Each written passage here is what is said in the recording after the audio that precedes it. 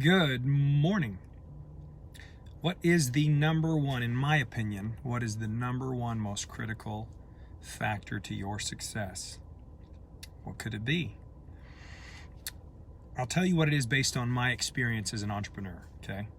Once you have something that you know works, something that you know provides value, of course that's a given. Whatever you're offering has to provide value. It has to fill a need, has to be some kind of a solution, right? But if that's in place, what is the most critical factor to your success? Well, have you ever heard of the law of attraction? You've heard of it, right? Remember 2006, that whole The Secret craze? And everybody was like, you can attract what you want, you can have your dreams and all of this. What up, Adam? I'll tell you what really is the number one most critical factor to you succeeding at what you're doing. It's that you do not get distracted. You have to stay focused long enough. And that's just it. In this day and age, especially now, people don't have it. People don't have it. How many times do I hear people say, I'm sorry, but if you don't give me the information really fast, then you've lost me. They actually say it. They actually admit. They're actually being transparent and saying, I do not have the ability to focus. They're telling you, my brain works so fast, I need to swipe now. I gotta swipe now. Can we swipe? Please, let's swipe. How are people that are programmed that way by social media, by technology, by the world we live in, how are they going to succeed as entrepreneurs? They're not. They don't, because they can't calm down and focus on any one thing long enough. See? So not only do you have to have the ability to focus, I mean really lock in on something and give it everything you've got, not just for 3 to 4 minutes, like people want to be, catered to, not just for 3 to 4 hours, not just for 3 to 4 days, not just for 3 to 4 months, for 3 to 4 years. If you want something to really get legs and take off, do you have like a 3 to 4 year rock solid commitment that just cannot be, it can't be swayed, it can't be dissuaded, it can't be, if you're always looking for the shiny things, if people can get your attention. Let me give you an example. So we launched this ER shred, and when we launched it, Crystal and I go, there's something special here. There's something really special here. And I don't need to go into all that, but there is something special here. And so we make a rock solid commitment. And guess what we do? I was doing other things. I was doing this over here, which was a real estate deal. I was doing this over here, which was a consulting deal. I was doing another thing over here, which was a manufacturing deal. Another thing over here, which was a currency thing. I had all these things in the pipeline, so to speak, because, I do believe in diversification, stuff like this. But when you know you've got something special, you've got to lock in on it. And it can't be just a short-term commitment. It can't be just a little bit. It's got to be. So in my experience, if you want something to go really big, you've got to give it everything you've got. You've got to give it every waking moment. You've got to give it, especially at least every working moment. Maybe not every waking moment, because that will put you way out of balance. But every working moment, and for us, Crystal and I, we've actually had to say, holy crap, this is so good. It's starting to consume every single minute, every waking moment of our lives. And we've had to start to build parameters around that. Say, okay, these are work hours, and at night, by this time, we shut it down for the kids and we do homework. And we've had to build parameters. Nothing on Sundays. We've had to, because otherwise it can become an obsession. See? But we're doing that by design. It's not like we're just allowing that to happen to us. As entrepreneurs, you've got to know that if it's good and if it's going to work, it's going to require a lot. It's going to require a lot of attention, a lot of your energy, a lot of your time, and you're going to have to do the same thing over and over and over and over and over and over. See how I'm doing that? Over and over. And are you getting bored? Did I lose my 3 to 4 minute guys? Because I don't really want the 3 to 4 minute guys. I just don't. I don't. And those 3 to 4 minute guys can go get catered to by the world we live in and evolution and everything else, and that's fine. But I want people that are really, really, they have the ability to focus. I want those people that have the ability to focus and to remove distractions. See, I'm not trying to just cater all the time to people that just want the, give me what I want, quick entertainment. I just want quick entertainment, even quick educational entertainment. So with that in mind, like, have you removed the distractions from your life? I did. I removed the distractions from my life. So all the other handful of deals I was doing, none of them network marketing, but other investment opportunities, other, all kinds of different things, I just let them all go. See? Because if I'm focused on those things, I can't give what I now see as, the bread and butter, what I now see as magic. I can't give that my full attention because I'm distracted over here. I'm being pulled this way, pulled that way. You've got to simplify your life and really decide what works. What am I good at? What is working? What could potentially work? And you've got to just lock in and give it everything you've got. That, in my opinion, is the number one key to succeeding as an entrepreneur. Do you have the ability to limit distractions, to reject distractions, to lock in and absolutely focus? And you might think, well, I can do these kinds of things at the same time. They're all complementary. You might make that mistake and think that. It's not true. You can't serve multiple masters. Be careful with that. You can't serve multiple masters. And these so-called gurus that always tell you that, they give you this impression that money can it'll just appear. It just shows up like The Secret. That was debunked. Okay? They give you this impression like, you just got to get clear on your intention. Things will start to show up for you. Things will just appear. They give you the impression you don't even have to work that hard. Once you're really, really crystal clear on what you want, it'll just show up. No, not in my experience. In my experience, the work has to be done, okay? And you've got to be able to focus, but not just a little bit. Focus a lot for a great length of time. And that's when the magic really happens. I'm going to tell you a story in closing. So I remember when we first started Isogenics, I remember that there was this guy and he came to the office, and I remember my father, he was there and he didn't have any money. He was actually living out of his car. And I remember I was like, Dad, what are you doing? Like, this guy, waste of time, man. Like, this guy doesn't even have any money. What are you doing? And he goes, no, trust me. He goes, he's motivated. He says, I'm going to get him his kit, his product. I'm going to get him started.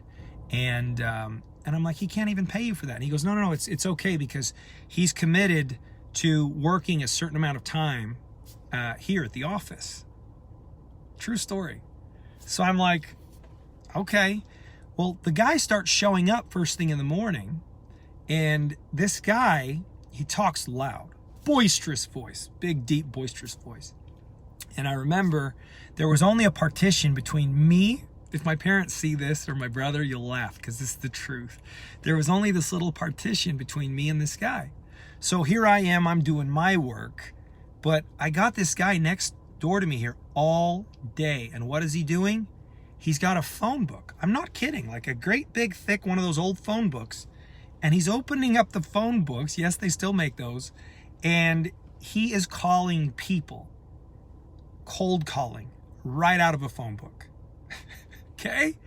And I'm just listening to phone call after phone call after phone call. And I'm like, oh my gosh, I can't get anything done. This is insane. But guess what? He kept with it. This guy kept with it. And even though, truthfully, his personality was a little bit obnoxious, But he kept with it, and he kept with it, and he actually became a success as a result of making cold calls from a phone book.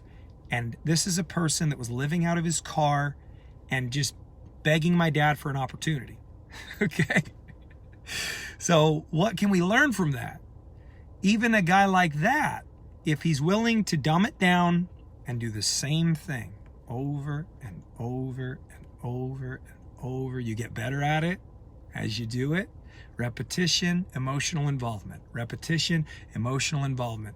The emotional involvement is you get rejected. You start to pick up on what doesn't work, what people don't respond to. Repetition, emotional involvement. Time, pressure, repetition, emotional involvement. The same thing over and over and over and over. You guys, believe it or not, sometimes the most successful people in the world, like if you talk to them, you'd be like, hey, I want to be successful like you, but I don't want it to be boring. And they'll laugh. They'll be like, good luck with that. Good luck with that. Have fun. Because I do the same thing over and over and over and over and over. And that's just how a lot of things work. Like you're providing a solution, the same solution, you got to do the same thing over and over and over and over and over. If you can get to a space where you can do that, and it actually is a solution for people and provides value, and if you can do it enough, for long enough, there can be a big payoff for you. You need to understand that. But all my most successful people, friends of mine, they do all kinds of things. Very rarely does anybody say, I love every single part of what I do. There's always a tax to pay. There's always a tax to pay. Do you understand that? No matter what you do, there's always a tax to pay. If we all did everything we want to do all day, every day, great. But not a lot's going to get done because I'd be off riding a mountain bike right now and I'd be at the river and you know what I mean? Like I would just do what I want to do. You know, I'd be with my kids and my wife at the river. You know, that's where we'd be all day. But if we want to, you know, have a quality of life and we got to do some things we don't necessarily want to do, but you can pick and choose what is contribution. What does bring me joy? Like for me personally, one of the things that brings me joy, and I've found this later in life, I was doing it earlier in life, but I didn't realize how fulfilling it was until later in life, is helping people reclaim their health. To me, that's one of the most gratifying things that you could ever do in your whole life is help people to reclaim their health. Wow. That's incredible for me, personally. I get a lot more out of that than helping people make more money. I actually get a lot more out of helping people, you know, reclaim their health, get well, have better quality of life, have better self-esteem. You know, now they're more productive. Now they're better husbands, wives, fathers. They're better, you know, in their careers. I find a tremendous amount of fulfillment in that. But there's still a tax to pay in what I do. There's always a tax to pay. Don't you think that I ever get sick about talking about the same things over and over and over? There's a tax to pay.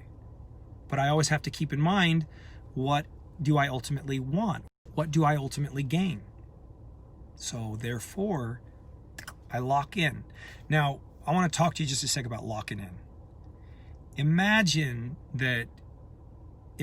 for a minute that you could potentially, okay, you could set yourself up for life as an entrepreneur financially within a shorter period of time. Okay, so rather than having to work 30, 40 somewhat years like the majority of Americans, and they're still working. Yesterday, I bet you the guy that bagged my groceries I bet you he was 77 years old. He was 77, and you know what? The guy was well put together. The guy had a very nice shave, very dapper, very nicely done hair. He wasn't like me, okay?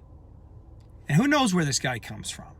But bottom line is, unless you've planned ahead, unless you are an entrepreneur and you had some plan B, unless you diversified, you're going to probably work a long, long, long time, okay, unless you get creative. And that's one of the things we're talking about, right? So this guy does my groceries, and I sat there and I just watched him. And, usually I would be in a hurry, like, let's go. He took a long time. The guy took a long time to bag my groceries. He was very precise. He did everything exact. In fact, it got to the point where I was really appreciating it, where I was like, wow, this guy actually takes a lot of pride in what he does. And how nice that is. How nice that was to see that he took a lot of pride in that. By the time he was done, I looked at him and I just made sure he saw that I was appreciative. I was like, wow, thank you. If everybody took their job, if they took pride in their job like that, this world would be awesome. So I told him that. Okay, guys, what if I told you that you could potentially work 3 to 5 years really hard? Give it what you got. Even if it was in your spare time, an hour at night, 2 hours at night, okay, 10 hours a week, 15 hours a week. You find it. Give away one of your weekend days. You find it. You got to hustle. Go watch the movie I think it's called The Plan of Happiness. It's with Will Smith, and it's called something, The Pursuit of Happiness. The Pursuit of Happiness. Go watch how hard true story. Go watch how hard he worked to find a better way for his kids, to find a better way for his family, to have a better quality of life. Go look at the price he was willing to pay. Most people aren't willing to pay the price. Nope, they won't pay it. But what if you knew of a surety that if you gave it 3 to 5 years of everything you got, okay, give it everything you got, what if it could potentially set you up for life?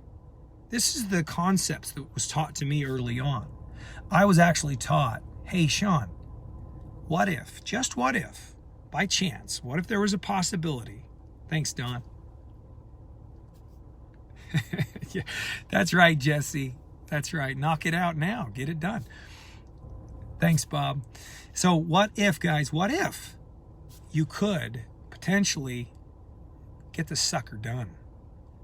I was taught that early on. I was taught, hey, in fact, Jimmy Smith, who was a butcher for 40 years, I love the story because it was so, for me, the story of Jimmy the butcher. He was a meat butcher for 40 years. 40 years. He was working like Albertsons. Before Albertsons, it was Acme, I think. And he was working there for 40 years, and I bet you he was the most beloved butcher in the whole city because he's just got such a phenomenal personality. And Jimmy the butcher, 40 years as a butcher, chucking meat, hauling meat, cutting meat, carving meat. And guess what? He hurts his back and he can't be a butcher anymore. And so he gets into entrepreneurship. And he learns the concepts that I learned early on. And this same guy in his 70s becomes the most, as successful as you can get in my industry. I mean, as successful as you can get. You're talking like, oh gosh. His family as a whole, you're talking like obscene amounts of money, okay? Obscene. I won't even say the number because I'm not trying to entice you with that. Obscene, insane, out of control, okay? Well, guess what? He gets a hold of me and he goes, what are you doing? I says, what? He says, what's this business you've got? Oh, I says, I sell hats and t-shirts and coats and, all kinds of stuff. He goes, why are you doing that? I says, well, I'm a business owner. I'm self-employed. I was all proud of myself. He goes, okay. You must be an idiot. And I says, I just met the guy. He's in his 70s. And he's got this, he's from Philly. He's got this, Philly accent. Very, it's a tough accent. It is. It's tough. They're tough people. And he goes, so you're an idiot. No, I'm working for myself. I'm smart. And he's like, no, I think you're an idiot. He says, your parents have been self-employed for 30 years. How many different businesses have they started and failed? We talk about it for a minute, and then he goes, Now they found a winner, and through all their failures, through all their trials, you're not going to learn from their failures. You're not going to learn from their success. You must be an idiot. They just showed you what can happen within a year, within 18 months. They just showed you the power. Now, he was right, because my mom and dad, guess what? My whole life, they were self-employed. They've been self-employed since 1973. Self-employed. Over 30 different types of businesses. Failed.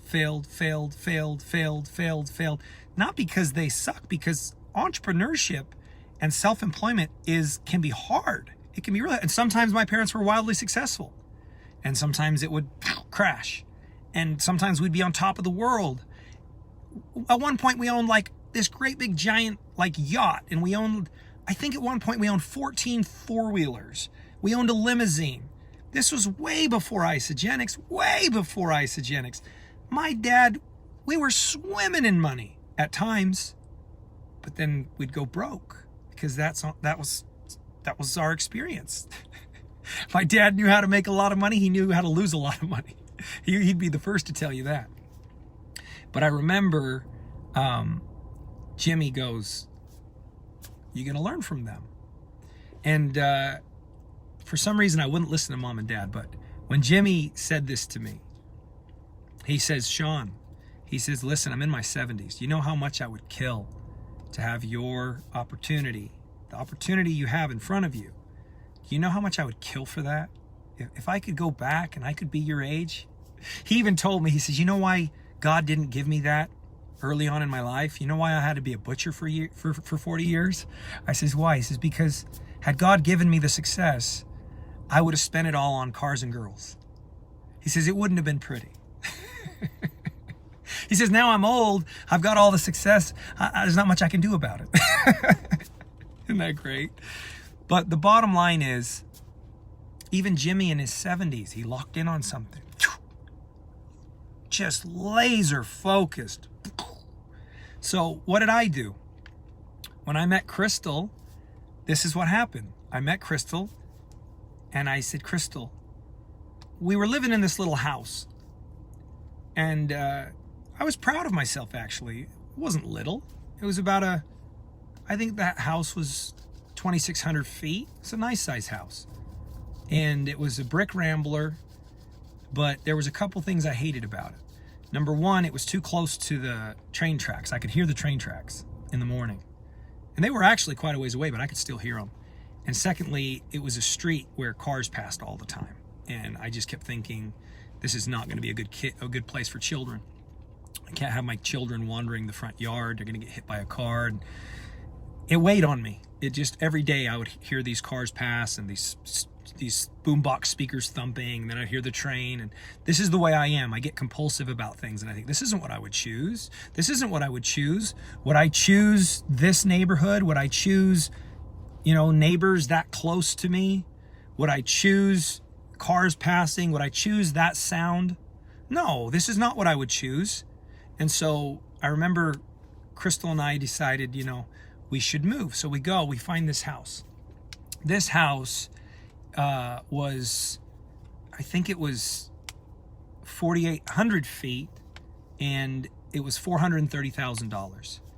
And truthfully, when I met Crystal, I think our income was right around, I'd have to go back and look, but I think it was right around $5,000-6,000 a month. Okay, $5,000-6,000 a month. I mean, I don't think we really could afford that house. But I went to my mom and dad, and I remember going to my mom and dad, and they're dreamers. I mean, these people are dreamers. And I remember saying to them, I want to get this house, and gosh dang it, it's perfect. It's on a private lane. There's all there is behind it is a view of the mountains. It's completely quiet. At night, you can see the stars. Like, there's no light, and it's secluded, and the neighbors are not right on top of you, and my kids could wander and play, and it would just be this dream. And I remember I just was waiting for my parents to shoot me down, and I was waiting for them to say, "You can't afford that, that's not a smart move." But that's not what they did. I remember my mom was just like my mom. She's like, oh my gosh, that's so exciting. Oh my gosh, tell me all about it, you know? And my mom's like the ultimate dreamer, the ultimate believer. And I remember what my dad said. It was the coolest thing. He goes, oh yeah, fantastic. You should do that. And then I was like, I should just do that? Really? I should just do that? And then I said to him, Dad, I don't think I can afford that, you know? And he goes, you should make more money. Just like that. And then I just was like, okay. He goes, yeah, you should do that. You should go get that. And then you should just make more money. That's what he said to me. Like that, I kid you not. How many parents would do that? Like, you're taking a risk. It's a big risk. And I remember I was just like, couldn't believe that was the tone that he would take with me. You should make more money. He didn't say, I'm going to help you. He didn't say, let me give you money. Not at all. He said, you should make more money. I remember I went to Crystal and I was like,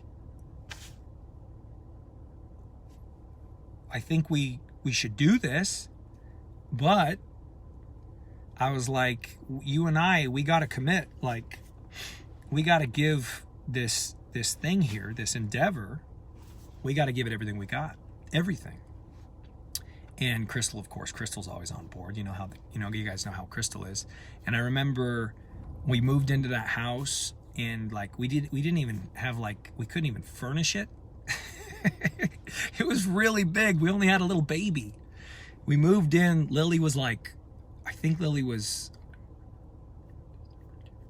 5 months old. Lily was 5 months old. We moved into this 5,000 square foot home, and we couldn't even furnish the home. It was like all empty. And I just remember I would wake up, bam, I'd go to work, and Krista was like a single mom. I would work my butt off. This was 2005. I just worked so hard. And, Crystal, she worked just as hard, just in a different capacity. And,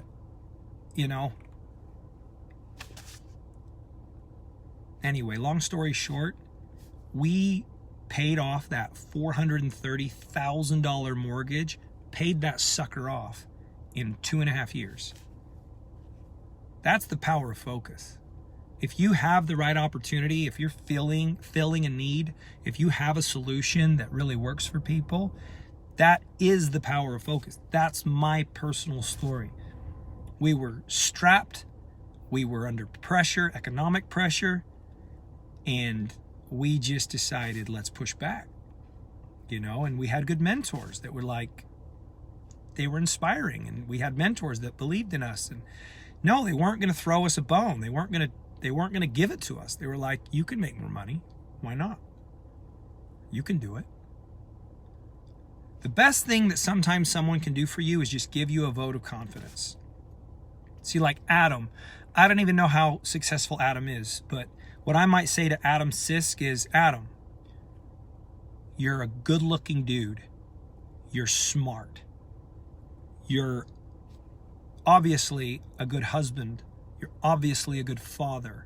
You obviously care about people. This much is obvious. I can see that you're passionate about what you're doing around health, wellness, around helping people. You have a big heart. It's apparent. It's also apparent that you're very likable. People like you. What more do you need going for you, man? You will be wildly successful.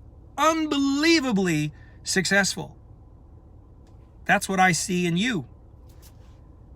But I don't know if you see that in yourself. If not, I hope you do. I hope you will. Because that's really the trick. That and then focus, which I can see you're focused. But we all need that vote of confidence. And I could give that vote of confidence to, so many people. Heather, Sika Leonard, unbelievably cool, amazing person. You have it. It's there. And then you just have to focus and do the work. Focus, do the work over and over and over. And when you get bored, you go, I mean, imagine these people, golfers, Tiger Woods, Rory McIlroy, John Rahm. Do you think these guys ever get sick of hitting golf balls? They golf all the time, every day, all day. That's how they get that good at it. I would personally die hitting golf balls that much. Like, someone once said to me, because I'm decent at golf, and they said, you've got a natural golf swing. You could have been a great golfer. And my dad tells me that all the time. Should have been a golfer, should have been a golfer, should have been a golfer. Should have stuck in golf. And I'm like, thank goodness you didn't, because I'm bored of golf after a couple hours. I couldn't golf all day, every day as a lifestyle. But how do they get that good at it? Because they're willing to dumb it down. Is playing golf highly entertaining? Is playing golf, is that going to stimulate all those different things? Is that swiping every 3 to 4 minutes? Swipe, swipe, swipe, swipe, swipe. No, you're doing the same thing all day, every day. And the guys that are willing to really surrender to that and submit to that, wildly successful. And it's almost the same in any industry. If you're willing to pay the tax in order to get really good at something. Now, all my ER shredders out there, if you're still watching, we have it. We have the magic. We have the secret sauce. We have it. I've spent my whole career seeing all kinds of things come and go. Everything coming and going. All different kinds of things all the time. I've never seen anything like this. Ever. Okay? Ever. We have it. Trust me, we have it. If you will lock in on that and you focus on, I have a gift. I have something that will help people.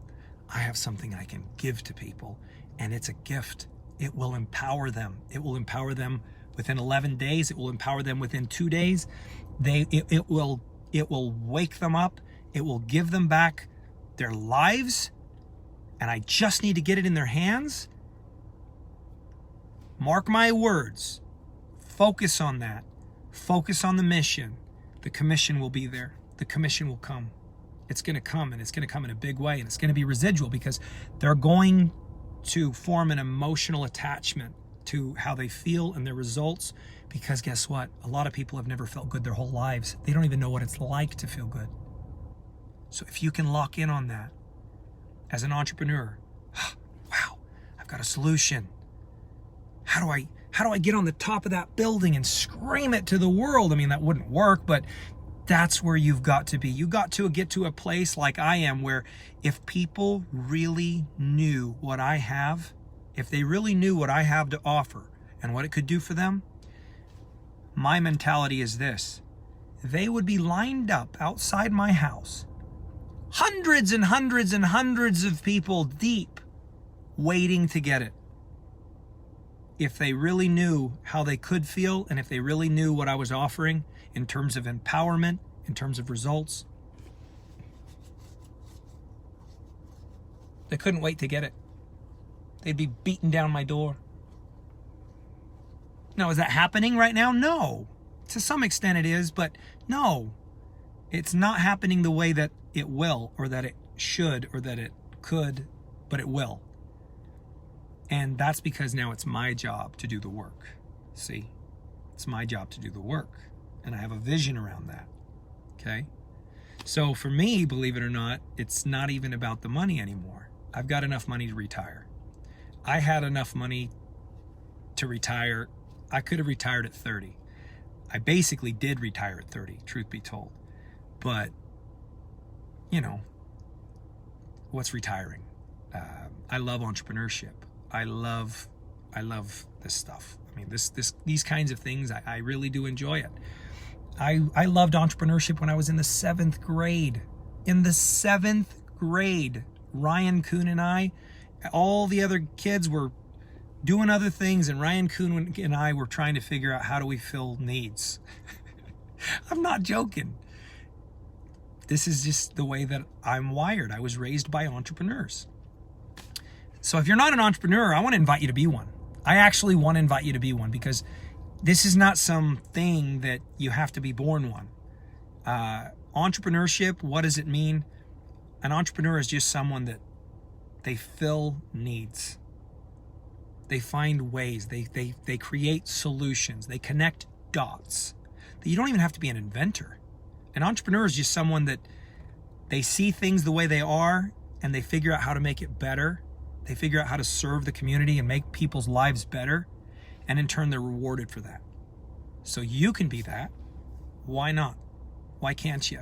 Start watching Shark Tank. Get inspired. Love that stuff. All right, guys. I love you guys. Catch you later.